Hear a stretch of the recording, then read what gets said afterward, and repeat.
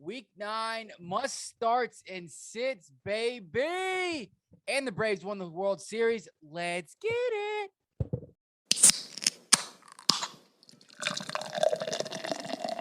What is up, everybody? Welcome into the Fantasy Tap. My name is Michael, and this stone cold faced killer is John. John, how are you doing today?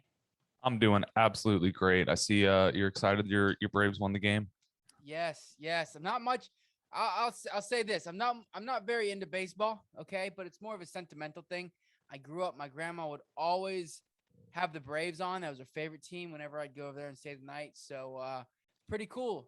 The last time they won the World Series, I was 2 years old. So seeing them win the World Series last night was pretty dope. And It was sentimental. just aged yourself pretty bad. I feel old too. Yeah, you are old. I just saw a post. It was like first one in 26 years. It's like shit. Yep. We're getting there. Yeah, we are. We are over the hill.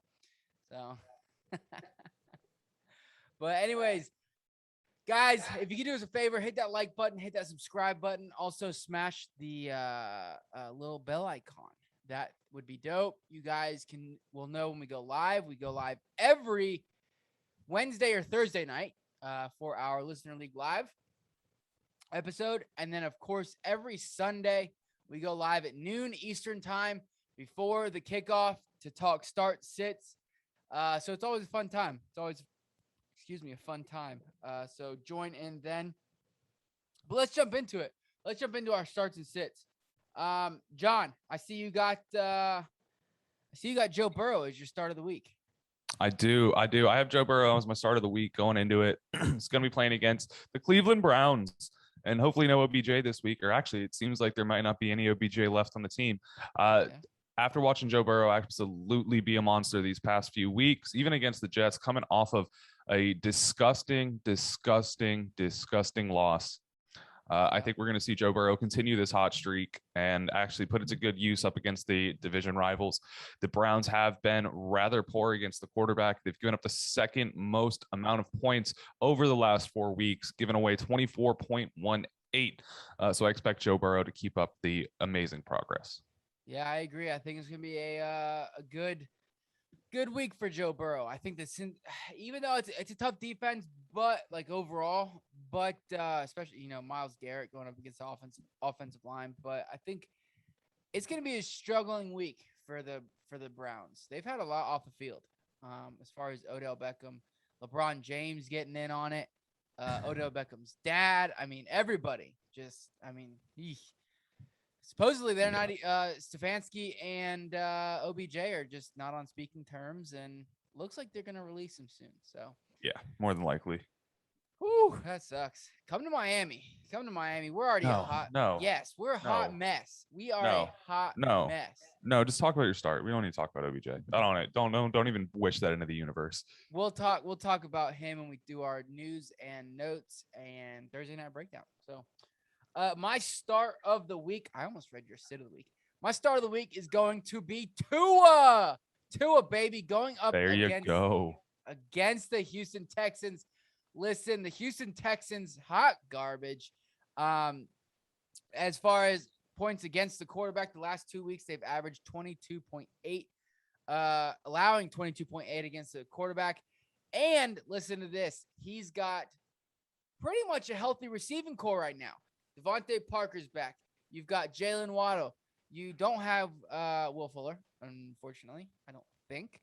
But you got Mike Gesicki. So those three guys can really get it done for him. He's finished as a quarterback 2 out of 3 weeks, including a number 1 overall finish. And I think, honestly, against this Houston Texans team at home, the Dolphins are going to want to win it. And hopefully they do. So let's go Tua, baby. I think the Dolphins actually, that thing. Do the Dolphins actually really want to win anything? Because I'm not really sure. They don't have their own draft pick, so why the fuck not? I mean, I don't know. I'm trying to figure it out myself. But let's stick in the Miami game. I'm going to bring my running back. I'm going to tell you guys to play Myles Gaskin going against the Houston Texans, as you know. Currently, they're ranked 11th, giving up 25.96 points to the running back.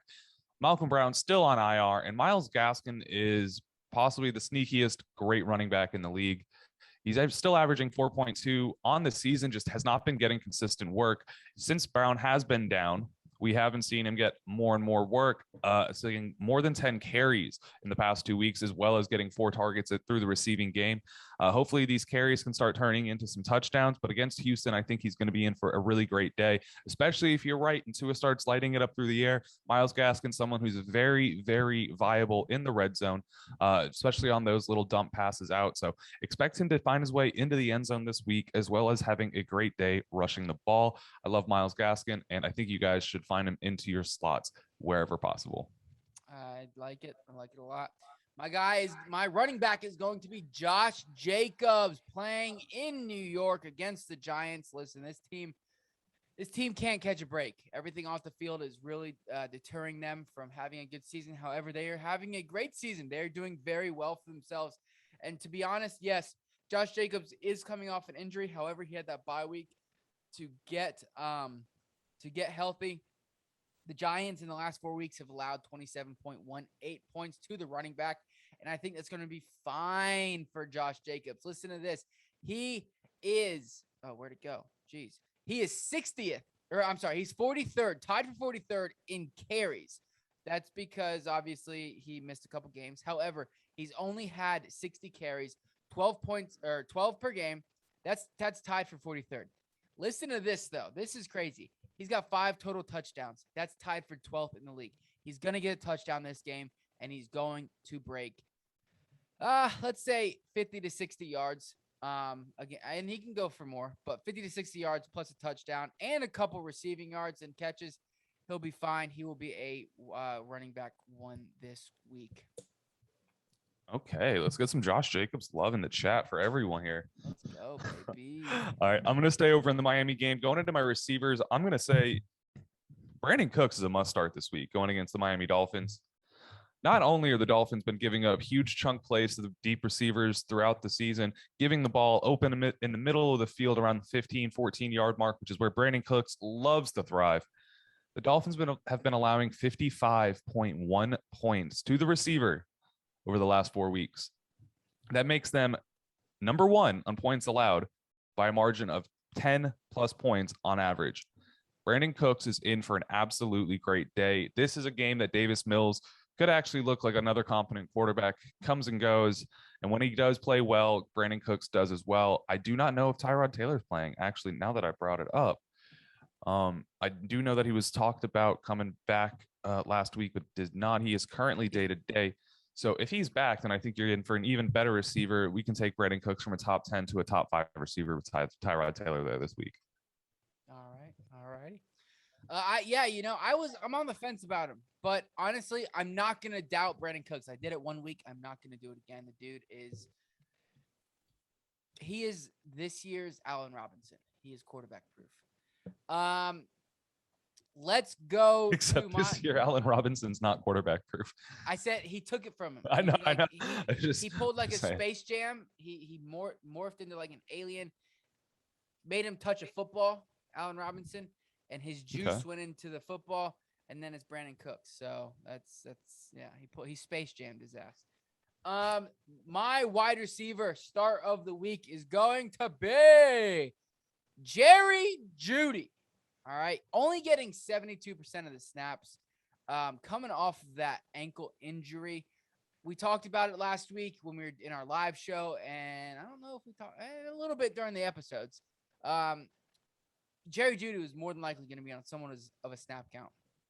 Listen, this week I think they're going to let loose a little bit. He caught 4 for 39. I think he sees more targets. Noah Fant's going to be out due to COVID. So Jerry Jeudy going up against the Dallas Cowboys. In my opinion, which I don't think Courtland Sutton or Jerry Jeudy are going to draw a shadow from Trevon Diggs. Not like it really matters. Yes, he turns the ball over, but he's not the best in coverage. But if they do decide to shadow somebody, it's going to be Courtland Sutton. I think Jerry Jeudy has a bounce back week. He's going to make a statement. In week 1, I mean, he had 7 targets, 6 catches for 72 yards against the Giants. I think he does something similar and potentially even a touchdown with no Noah Fant there. So very excited for Jerry Jeudy this week. think you're on to a good start there. Yeah. If anything, Trayvon Diggs being there is great for the receivers because he can get an interception, but he can't stop a receiver from getting some big chunk plays. And your receivers aren't going to lose points when those turnovers happen. So Jerry Jeudy's in for a great day. I like that a lot. All right, guys, here you go. The lock of the week, the tight end. Play Tyler Conklin. Play Tyler Conklin. Not streamable, must start tight end going against Baltimore, allowing the most points to the tight end. If you guys played fantasy last year, you remember the Cardinals. You played your tight end against the Cardinals, and they always thrived. It is. Years ago. It was 2 years ago? Wow, Yeah, time just moves so fast. It does. Jeez. Last year was probably the Falcons. Either way. Yeah. Either way, they just do not know how to stop the tight end. They have been allowing absolutely insane amounts of points over the season, giving up 24.1 over the last 2 weeks. Tyler Conklin is in for a great day. He is the CJ Uzama of week 7, or week 9 from week 7. Sorry. Okay. All right. Tongue twister. Yeah. He wasn't. Hopefully, he's not a CJ Uzama of last week. I mean, Uzama didn't do terrible, did he? Oh, he did pretty bad. He did bad. It's okay though. He did all right. The whole Bengals offense was kind of meh. I mean, that was just a rough game for him. It's okay. They were hungover. They were hungover from that big win the week before. It's okay. They're gonna bounce back this week. All right, my tight end start of the week is going to be Mike Gesicki. We love this Houston-Miami game, and it's probably because it's going to be – I think it's going to be a pretty high-scoring game, in my opinion. 2 bad defenses and 2 offenses who can be good against bad defenses. So I think especially if Tyrod Taylor plays, I think that could really give Miami fits, and it could turn into more of a shootout, than people think, to be quite frank. I'm looking at it here, and the over-under is currently 46.5. I think each team scores it. I think it goes over 50. I'm going to be smashing that over. But anyways, Mike Gesicki. This is the first week, except for week 1, where he's at less than 6 targets. It's against a very difficult Buffalo team. I don't see that to continue happening. Even with Devontae Parker back, I think Mike Gesicki still has a role. It was the most amount of snaps he was on the field for. But I just think that the Buffalo Bills really just took him out of the game. I mean, they knew where Tua liked to throw him the ball. And if he didn't have that long, 40-yard play, then he wouldn't have done much. But I think he bounces back this week, gets a very solid target share, at least 6 targets, and finishes as a tight end 1. So yeah, very excited for that. The Houston Texans have allowed just under 17 points to the tight end per game. So take that as you will. I like that too. All right, let's jump over to the sits. I'm going to bring you guys my sit of the week quarterback. That's going to be Danny Jones. Still trying to see I know we just got hit with the news of Saquon Barkley. We haven't done our news episode yet, so I'm going to be a little more educated here shortly. But Saquon Barkley hit with some COVID issues. Was he connected? Is he contracted, or was it just around him and he's still possible to play this week? Either way, the Giants haven't had a very good offense going forward the past 2 weeks, had a lot of struggles against the Chiefs, and really only relied on Devontae Booker as far as fantasy points have gone. This week, going against the Las Vegas Raiders, you're looking at a team that's probably out to hunt some heads. I think Daniel Jones is going to be in for a rough start. Over the season, the Raiders have been averaging 17.6 points to the quarterback in fantasy football, and that right there is not going to get you quarterback 1 numbers. That's going to pump those numbers down. Even if he does get any of his receiving core back, I just do not see Daniel Jones able to find any sort of strong rhythm, as they haven't even been allowing him to air the ball out over the past 2 games, only averaging 32 attempts per game. And those numbers right there are not going to work when you're only averaging around 5.5. I'm sorry. You're only averaging about 10 yards a play. He's not going to be hitting a 300-yard game. He's lucky to get a 250. Yeah, so Saquon Barkley, he originally tested positive, then tested negative. However, they're keeping him on the reserve COVID list. Um, I think it's due to that ankle. I really do. I don't think he's gonna play this week, in my opinion. But anyways, my sit of the week is going to be Trevor Lawrence. Even with a great matchup this past week, he just had an abysmal week. Couldn't get in the end zone. Threw the ball 54 times. He connected on 32 of those, and he still only had 238 passing yards. I just don't trust him going up against like the number one defense against the quarterback, potentially the number one defense overall in general. The Buffalo Bills. I think it's going to be a very bad week for Trevor Lawrence and the Jacksonville Jaguars. Their only hope, like Obi-Wan Kenobi, is garbage time. And I'm not going to bank on garbage time this week. So, not playing them. I don't know, man. They seem to be one of those teams that play bad against bad teams and good against good teams. While Jacksonville seems to play good against good teams and bad against bad ones. Kind of just how the Dolphins play well. They play bad against the Arizona Cardinals. That's true. That's true. That's true. Either way, I'm agreeing with you there. Miami Dolphins, and I know the Miami Dolphins are not a good team. But they're the same type of team. Miami played great against the Bills. When two teams that played great. Play great against the Bills. We hung in there. We hung in there, and then we just shit the bed. We hung in there until about the third, fourth quarter, and then at that point, like the beginning of the third, I literally placed a bet. End of the third. Beginning of the third. I literally placed a bet. The spread for the third quarter was -3. Smashed that. Smashed the -7 on the entire game. Hit both of them. Wow. Big Wonderful. brain, baby. All right, let me go to my running back sit. That's going to be Jeremy McNichols. There might be a lot of an urge coming out of you to go out there, use that waiver pick if you got him, to instantly throw Jeremy McNichols in there expecting some sort of Derrick Henry production, even if it's watered down.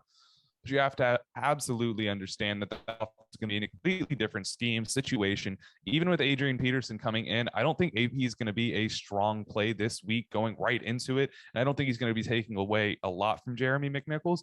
But I do think that if you're one of those people that were able to pick him up, you really, really need to understand that this guy does not carry much more value than a Jamal Williams or one of those low-end running back twos. So do not play yourself. And do not feel the need to start this player and expect a huge production. Yeah, I agree.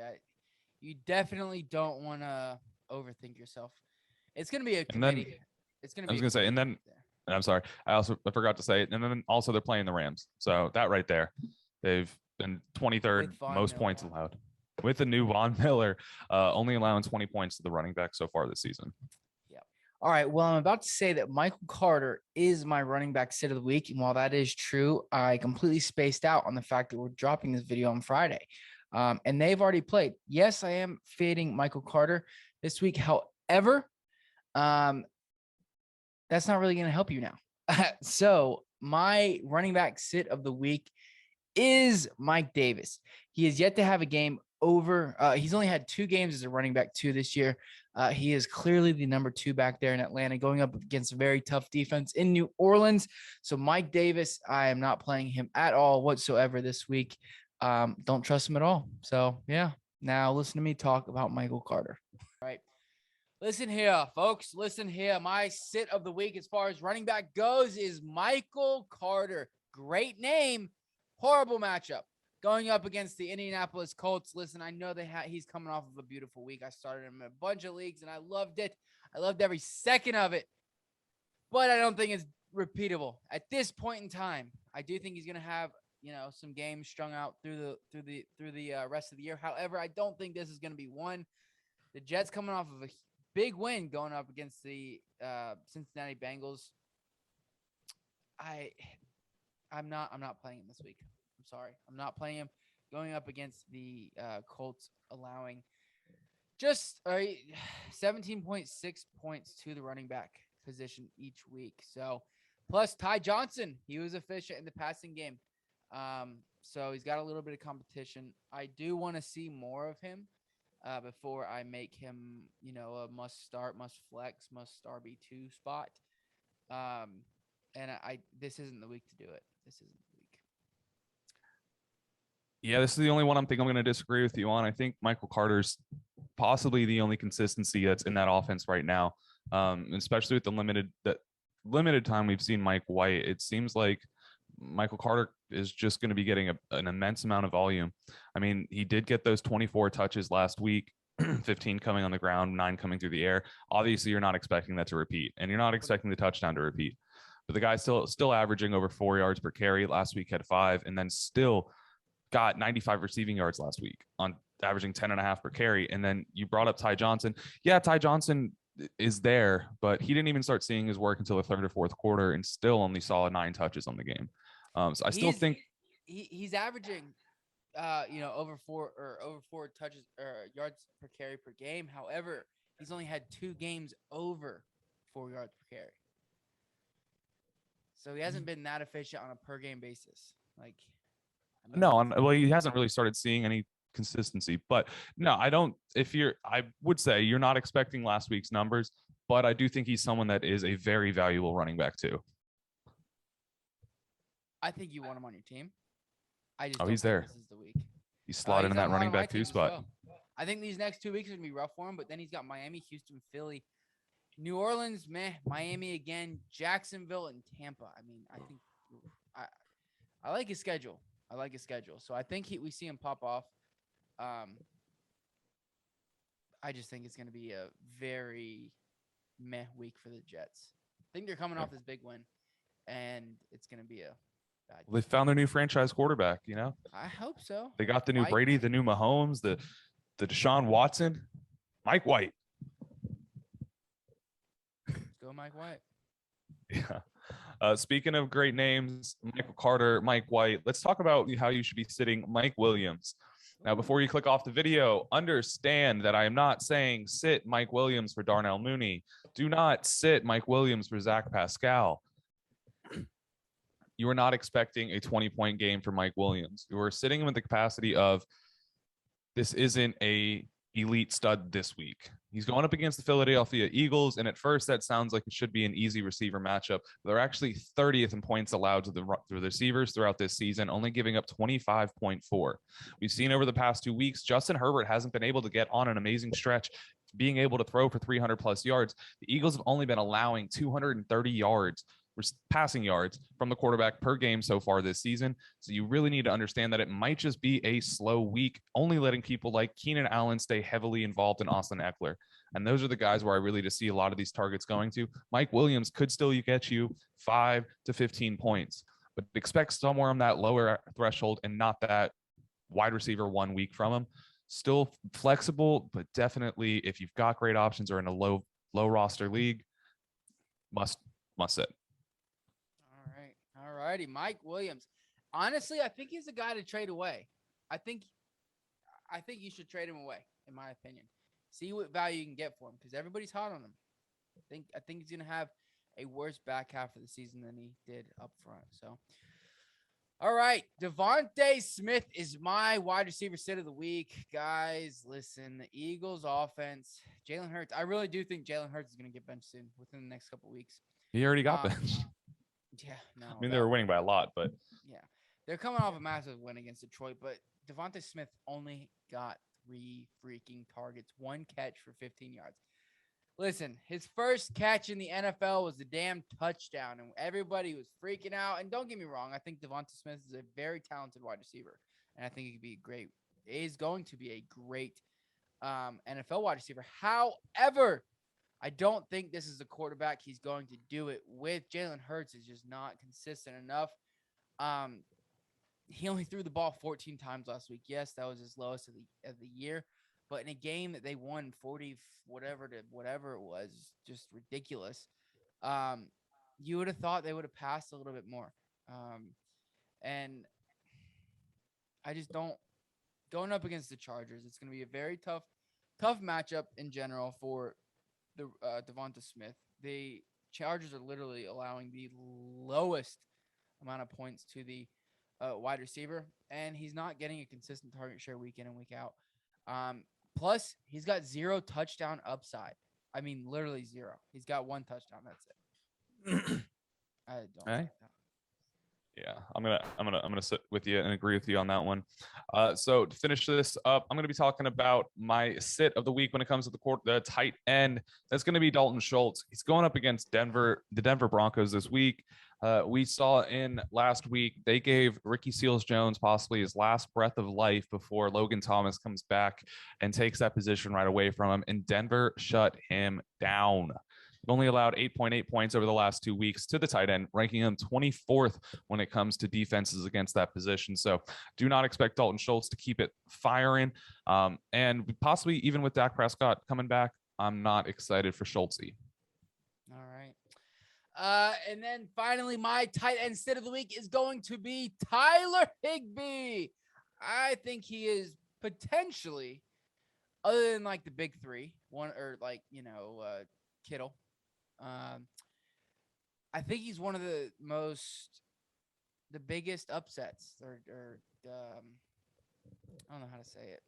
Biggest, no, I don't want to say bust because he's not a complete bust, but he's not producing how he should be. Okay, he's not getting a consistent target share in that offense. It's Cooper Kupp's offense. Robert Wood is sprinkling in there. And then, to be honest, Van Jefferson is really starting to take a role in this offense. And I think that's going to be how it continues. We'll see Tyler Higbee have a few games here and there. But against this Tennessee Titans defense, they've allowed less than 9 points a game to the tight end position per game, or averaging. So I'm not banking on Tyler Higbee anymore. I can't. I'm actually moving away. CJ Uzomah, Ricky Seals-Jones, those guys have filled in for me.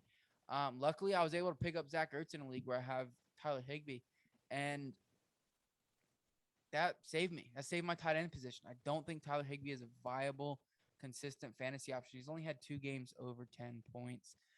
So no more Tyler Higbee, especially this week. All right. Yeah, I'm right there with you. Higbee has been rather disappointing. I believe he was drafted around like tight end 6 to 8, depending on what kind of drafts you were in. And he has not really performed too well. And he was around like tight end 11. Tight end 11, was he? 12. Yeah, he was okay. with, Well, he's not really a bust then. No, he's not a bust, but he's tight end 17 on the year. Oh, and half point. He's between tight end 14, tight end 17. So around PPR he's 14, tight end standard he's 17, so he's probably around 15 to 16 in half point. Yeah, I think you're right though. He's someone that that you're gonna want to fade for. There's so many tight ends this season that are finding like consistent usability that he's not a step ahead the others. He is kind of right in that same range. If you have Tyler Higbee, may I offer you some Tyler Conklin this week? But hey. All right. I mean, he's been decent as far as he'll get you 5 to 9 points. But do you really want that? Especially when there's other guys out there. No, not and like you said, not in an offense where there's a receiver that's getting 10 catches a game nearly every week. And plus, I think if Stafford's forced to only throw the ball 15 times in a game, Cooper Kupp's still going to get his 10. Yeah, I 100% agree. Robert Woods will get a couple, or like 2 to 3, and then Van Jefferson might get 1, and then the rest goes to Darrell Henderson or the running back. So yeah, I'm gonna agree with you there. But all right, guys, thanks so much for tuning in. Don't forget to actually, you've already seen our news and notes. So our news and notes come out just before this episode. This one's going to be released Friday. So tune in to our DFS and our props, picks, and parlays, baby.